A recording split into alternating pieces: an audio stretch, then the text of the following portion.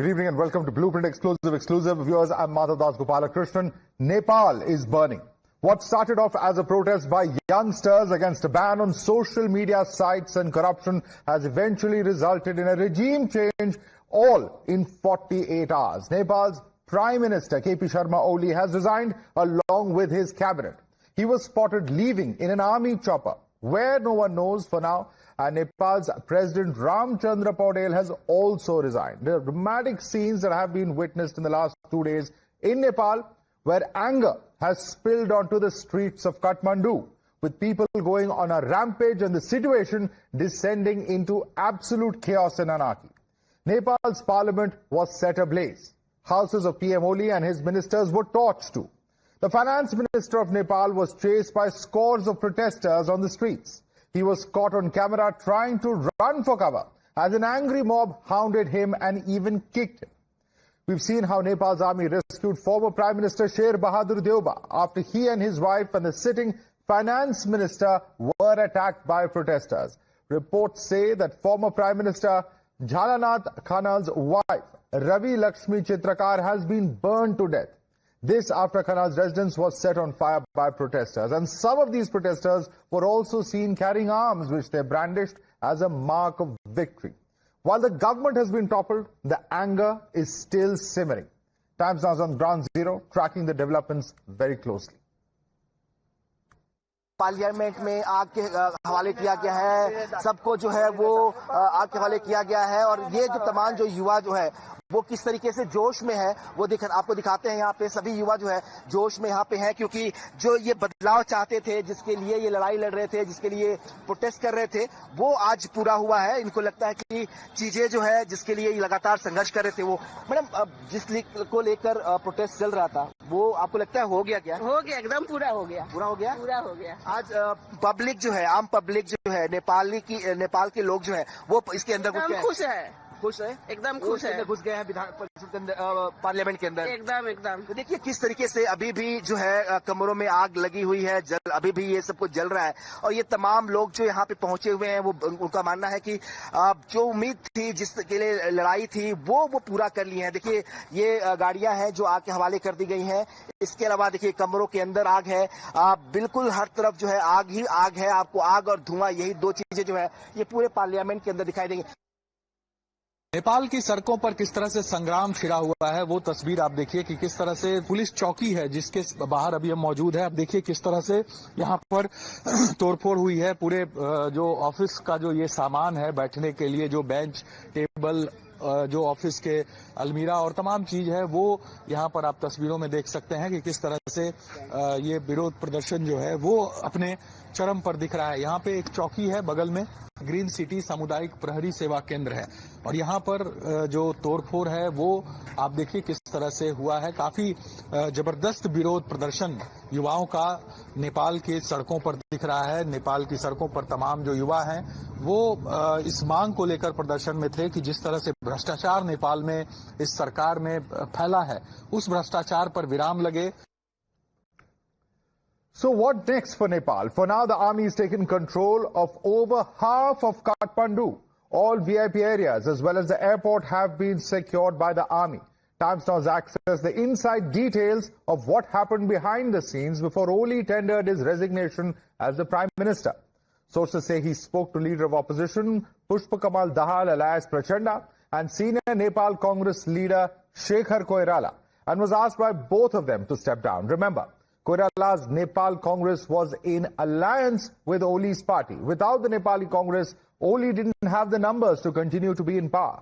Koirala has learned to have told Oli that if he doesn't resign, his party, Nepali Congress, will formally withdraw support from the government. Meanwhile, Nepal's former Prime Minister Baburam Bhattarai has proposed forming an interim government, which would include the agitating youth. Now, India is watching these developments in its backyard closely.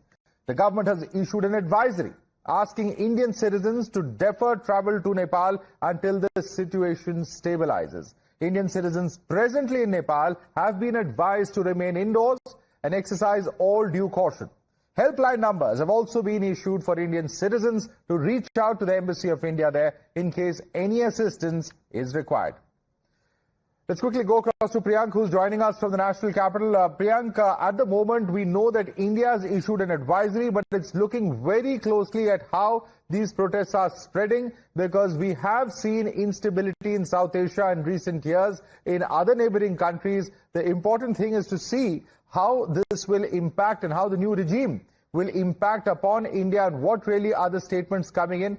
Who's going to be in charge of the situation there? At the moment, things appear to be quite fluid, with some leaders of the student protesters or the Gen Z protesters who are now coming forward and demands coming in to give them the leadership roles in Nepal.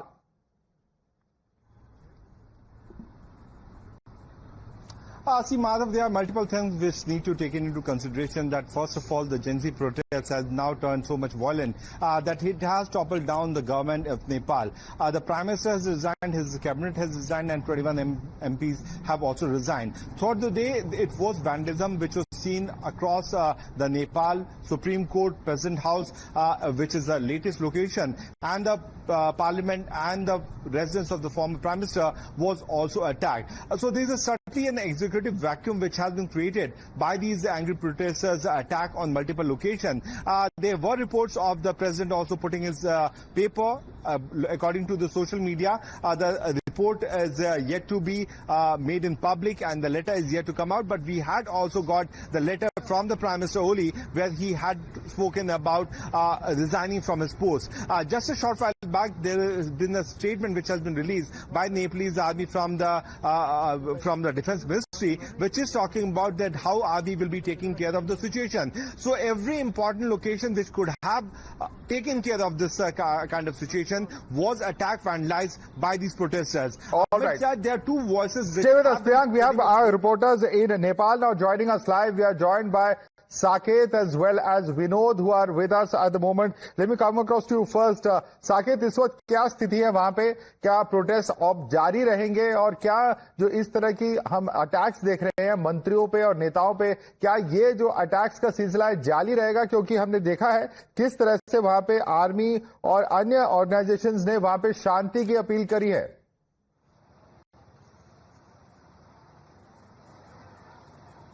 देखिए, protest लगातार जारी है. अभी से थोड़ी देर पहले भी तमाम जो खास करके जो यूथ है, जो इस प्रदर्शन में सबसे आगे बढ़ के हिस्सा ले रहे हैं, वो लोग सड़कों पर थे और बड़ी संख्या में अभी भी जगह जगह आगजनी और तोड़फोड़ हो रही है. अभी आप देखिए, मैं जिस जगह पे मौजूद हूं, यहाँ पर इससे थोड़ी दूर आगे जाने के बाद वहां पर भी जो घंटा घर है, ये वीरगंज है नेपाल का, और यहाँ पर अभी भी प्रोटेस्टर्स जो है वो प्रोटेस्ट कर रहे हैं. लगातार उनका विरोध प्रदर्शन चल रहा है. 6 बजे तक के लिए इस पूरे इलाके में कर्फ्यू घोषित किया गया था, लेकिन अभी 6 बजे ये कर्फ्यू में थोड़ी ढील दी गई है, जिसके बाद कुछ गाड़ियां आपको सड़कों पर दिखेगी. लेकिन अभी भी ये जो तमाम शॉप्स है, दुकान है, वो बंद है. जो प्रोटेस्ट है वो अभी भी चल रहा है. बड़ी संख्या में जो यूथ है और खास करके जो सरकारी दफ्तर्स है उसको टारगेट किया जा रहा है, चाहे वो पुलिस चौकी हो, पुलिस थाना हो, या फिर नगर पालिका का कार्यालय हो. इन जगहों पर तोड़फोड़, आगजनी जो है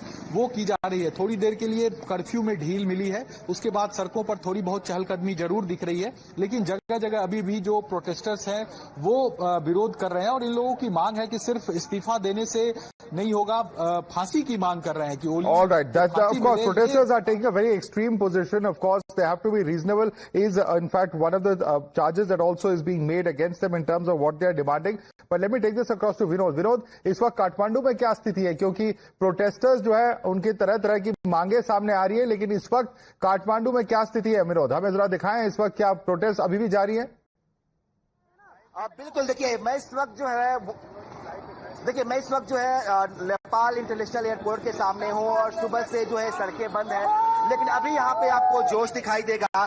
तमाम जो प्रोटेस्टर्स हैं वो इस वक्त खुशियां मना रहे हैं. देखिए, एक तरफ जो लोग हैं, आम पब्लिक है, वो सड़कों किनारे कैसे खड़ी है, बड़ी संख्या में खड़ी है, और दूसरी तरफ जो है ये एयरपोर्ट है, और यहाँ पे भी लगातार लगातार बाइकों पे लोग जो है सड़कों पे घूम रहे हैं, खुशियां मना रहे हैं। कुछ देर पहले मैं जो है जो पार्लियामेंट है यहाँ पे जिसको वेंडलाइज किया गया, जहाँ को आगजनी की गई, तोड़फोड़ किया गया, मैं कुछ देर पहले वहां भी था और वहां भी हमने देखा किस तरीके से जो लोग हैं वो वहां पे इकट्ठे हो रहे हैं पार्क में, वहां का जो लॉन है वहां पे, और बाइक्स पे यूथ है लगातार वो सेलिब्रेट कर रहे हैं। उनका कहना है कि जो उम्मीद थी, जिसके लिए वो लड़ाई लड़ रहे थे, जिसके लिए प्रोटेस्ट कर रहे थे, वो पूरा हुआ है और इसीलिए बड़ी संख्या में जो लोग हैं आप देखिए सड़कों किनारे किस तरीके से खड़े हैं, किस तरीके से लगातार सेलिब्रेशन जो है वो काठमांडू की सड़कों में चल रहा है। दो चीजें बहुत क्लियर है, एक तो जो यूथ लगातार प्रोटेस्ट कर रहे थे वो उनकी मांग थी कि ओली को रिजाइन करना चाहिए और उसके बाद जो है वो अब पूरा हुआ है।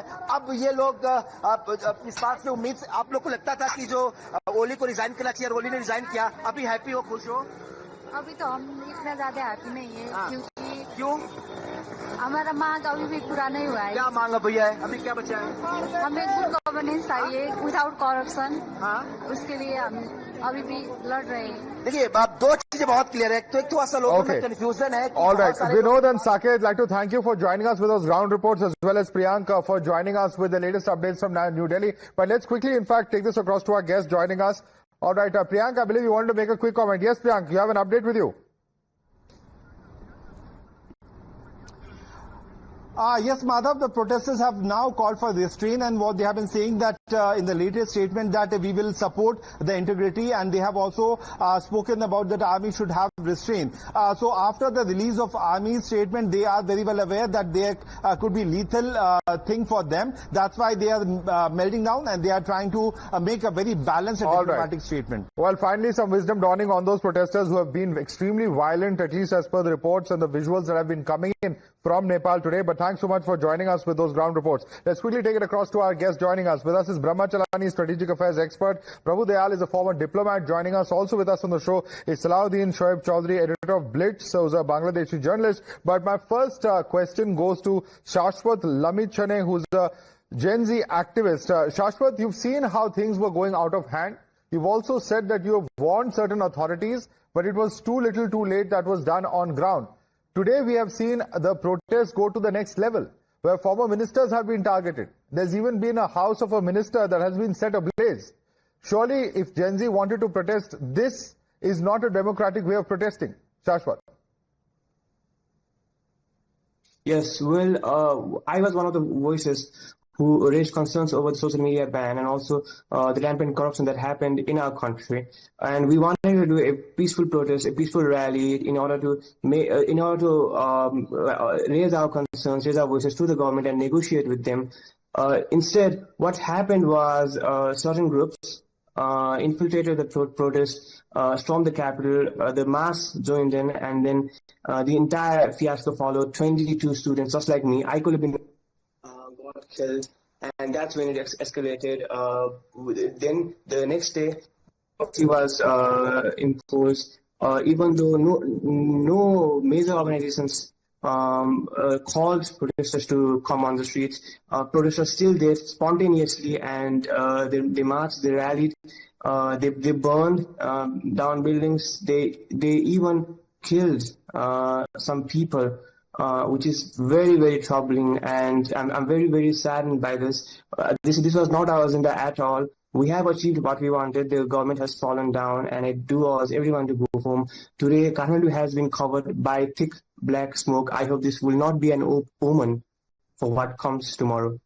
In fact, you know, it's one thing to, in fact, enter the parliament, etc., express your outrage. But let me bring in some of our other panelists as well. Mr. Prabhu Dayal, you know, the point is this, that while those protesters might have wanted to make a point and they were outraged about, you know, what really was happening in terms of corruption, in terms of social media ban. But, you know, we've seen images and reports coming of former Prime Minister's wife who has been burnt because the house was set ablaze. Now, this really shows that things were going out of hand. Of course, now we've seen an appeal that is coming in from some of these Gen Z protesters. But who's to say and who's to know what will actually happen on ground? Well, you're absolutely right in saying that the situation has gone out of control. And there are many who are saying that the government has been brought to its knees. As you mentioned, you know, the immediate spark for the protest was the government's decision to block platforms like Facebook, Instagram, and YouTube for failing to register under a law which was considered controversial. And this was seen by many as an act of censorship and an attempt to control information and narrative. Now, let me mention that deep-seated frustration with the government corruption was already high, with many Nepalese believing that the ruling classes benefited while they had to struggle with poverty. And young protesters, often called the Gen Z, because these were people who were born after 1995, highlighted disparities between the lavish lifestyles of the Nepo kids, the children of politicians, and the economic hardship and high youth unemployment that they face. So let me mention that the demonstrators expressed anger over the government's authoritarian attitude and the feeling of being sidelined from the entire process of decision making. And the protesters have been demanding greater fairness, accountability, and justice from the government, aiming to end corruption and favor-based systems. So I don't see an early end in sight to this trouble. But of course, as the government of India has said, it is keeping a close eye on the situation and hopes that things will normalize soon because Nepal is a close friend.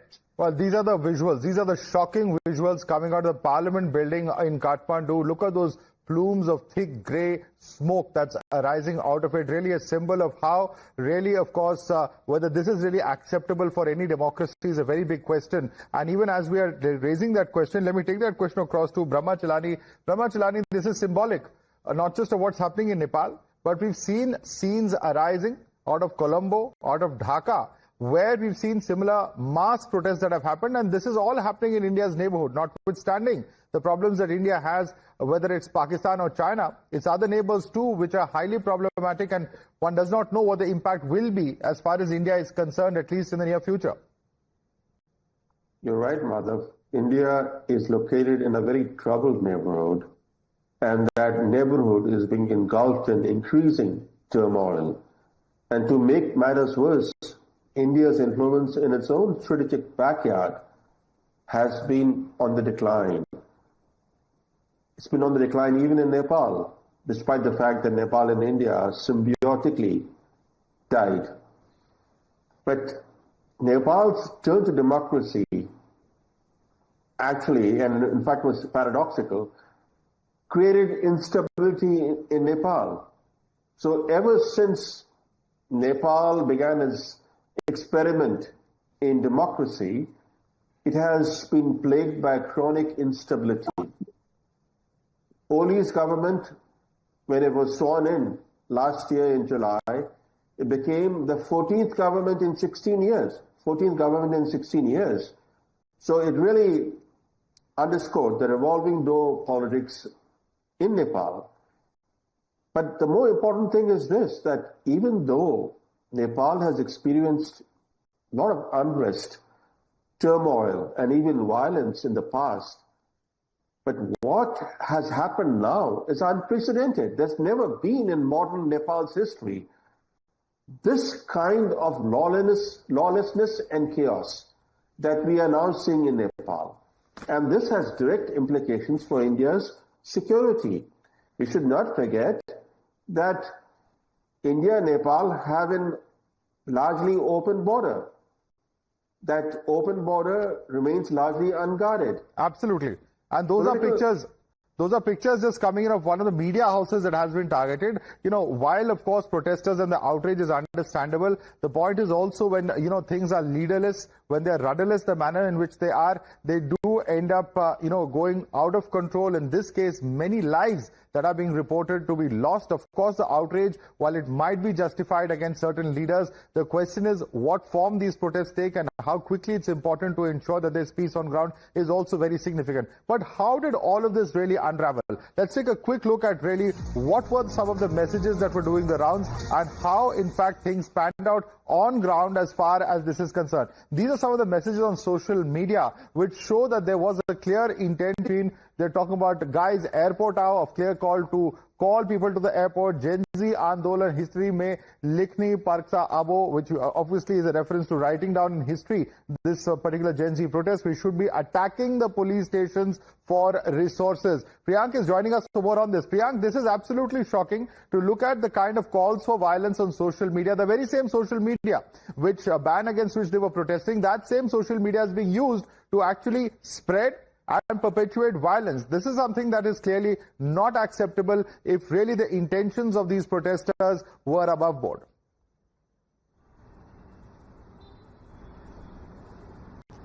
See, certainly, Madhav, this was not an organic protest which can be seen. This was certainly something which was being growing up over the period of few days. And the kind of messages which were used to be circulated through VPN and through Discord is clearly establishing that these protesters were not only the Gen Z one. This is what the government was talking about. You can imagine in anywhere of the world, one-day protests could have not toppled the government. This has happened because the government also got to know that it is difficult to control the politicians who have infiltrated in the crowd. We know, Madhav, although it's a very elaborate thing which can be discussed later, that the vested interest of neighboring other countries in China, like China and Pakistan, is not something new which has been there over the period of many years. So what led to this kind of situation need to be probed by the Nepalese government. But looking at these chats which are available on social media platform, it's quite obvious that this was not an organic one. All right. Priyank, thanks so much for joining us. Let me quickly take this across to our guests as well. Salahuddin Shoaib Chaudhary is with us. He's a Bangladeshi journalist. Salahuddin Chaudhary, we know how it's widely reported how there were external influences that played a similar role when we saw similar protests take place in Bangladesh. Do you think that these social media signs or messages are indication that perhaps there were some people acting with a vested interest at spreading violence, and perhaps there could be an external hand here in Nepal as well? Thank you very much. What I am seeing in Nepal now, exactly similar thing we have witnessed in Bangladesh in August last year.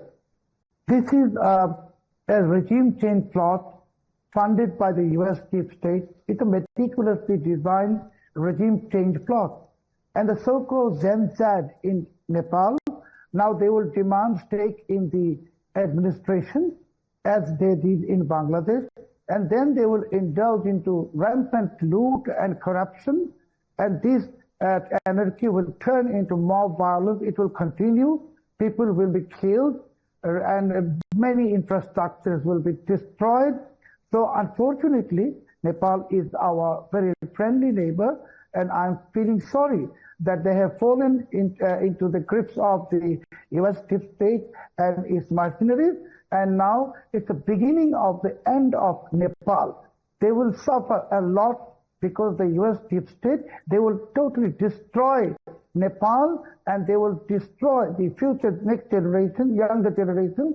They will give up education. They will adopt this terrorism because it will give them money. They will turn into money-making monsters. Everyone. Shashwat, so Nepal. Let me ask Shashwat, who's joining us from Nepal. Shashwat, you are part of the Gen Z protest. Do you agree with this theory that there is an outside hand, that there is a regime change plot that is underway, happening in your country? Yes, well, I kind of do. It's not for me to say say whether an external force was involved, but I certainly know that internal forces were involved. And talking about how the Nepal is destroyed, I don't agree on that particular point. Did you just say that there are armed forces involved? Excuse me? No. Who was involved? Did you just mention armed forces were involved? Is that what you just said? No. Just trying to clarify. No, not armed forces. The minor political parties. We are certain that minor political parties wanted to wreak havoc in this government and to collapse this government. Certain groups like the monarchists and so on, they were certainly involved in this. Okay. You agree with that theory, Mr. Prabhu Dayal, that there were certain vested interests who were at play on ground? Well, this is a theory which I have come across in the media. Of course, the matter will have to be examined in detail, whether it was only the result of frustration within the Gen Z, among the young people, or whether there was a deeper regime change plan behind these this uprising. This is something that has to be analyzed, and only time will tell. But let me state that the matter is extremely precarious and sensitive.